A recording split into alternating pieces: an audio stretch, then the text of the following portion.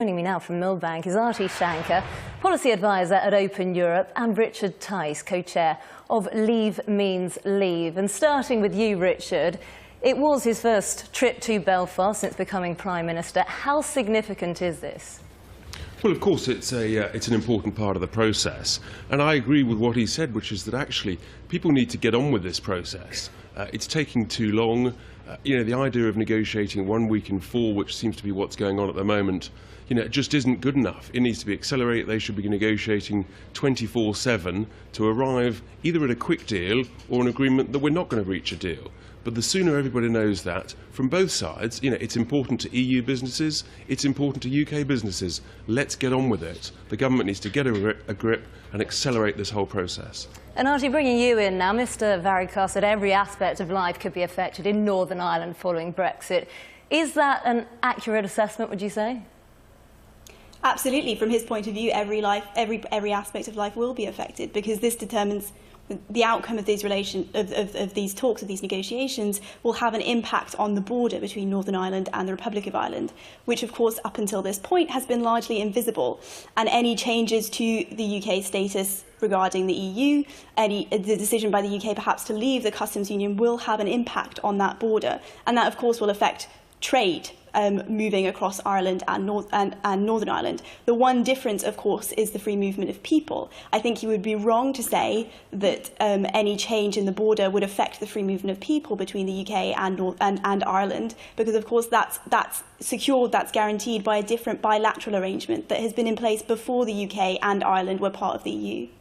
And I mean, talking of the border, because that is high up on the agenda here, there's even been talk of relocating it into the Irish Sea. I mean, what are the options here? Well, from my point, I'm sorry, who are you posing that question to? We'll go to Artie, if that's all right. So, I think any decision to move the Irish border into the Irish Sea, or of course around the perimeter of the British Isles, would not be helpful. It would not be practical. It's not politically palatable. We have to work with the border that is currently in place. Likely there will be changes to that border when the UK leaves the EU, and when, as it has suggested it will do, it leaves the customs union. But the idea that there have to be changes or the imposition of new infrastructure on that border, I would say, could be avoided. You chew on that, Richard, if I can ask you.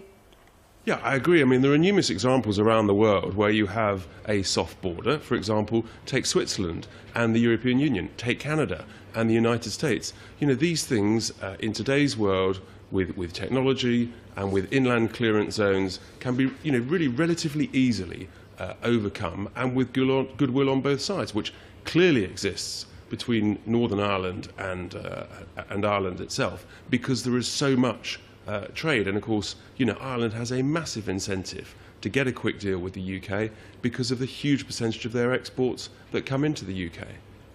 And he has spoken as well, hasn't he, Richard, about Northern Ireland not being a huge part of the Brexit debate because of the issues at Stormont.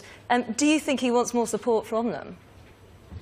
Well, I'm sure he's looking for support, frankly, from everybody. But obviously, theoretically, the negotiations have to go through Brussels, and it's the Westminster UK government that is leading the negotiations from our point of view. But I come back to the key point.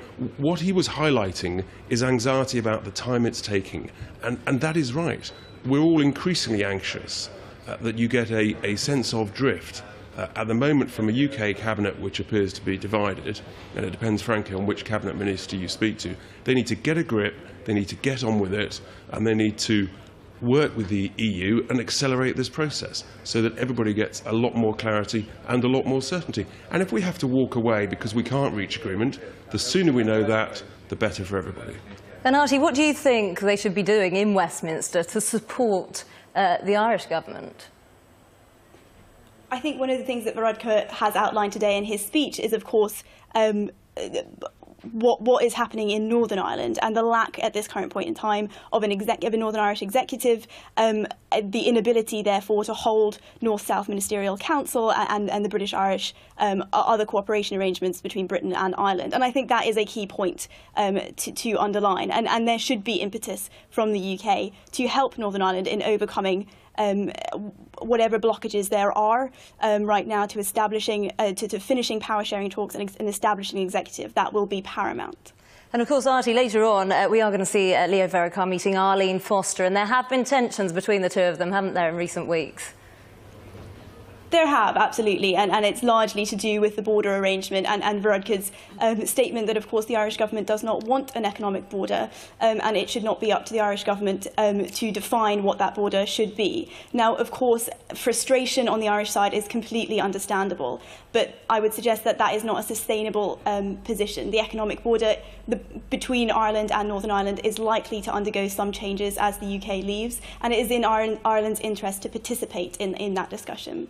And Richard, bringing you in, of course, negotiating with someone like Leo Varadkar, he doesn't look like he's going to be a pushover, does he? Well, look, of course that's the position, but the reality is we're not actually negotiating with him. David Davis is negotiating with Michel Barnier. That's the process that is set in place, and that's what's got to continue. But I come back to the issue. I think Varadkar's concern is our concern, that it's just taking too long. There's too much uncertainty. It seems to be drifting. Yes, we're in the summer period, but actually, people need to be around the table 24/7, 7 days a week, finding solutions and giving clarity, confidence to everybody, both consumers, businesses and the economy at large. But, Richard, in many respects, we are negotiating with him. He said that he doesn't want an economic border between Britain and Ireland. How much sway is he likely to have? Well, that's a matter between him and the other EU 26. As I say, at the end of the day, very little needs to change. It's in Ireland's interest, it's in the UK's interest.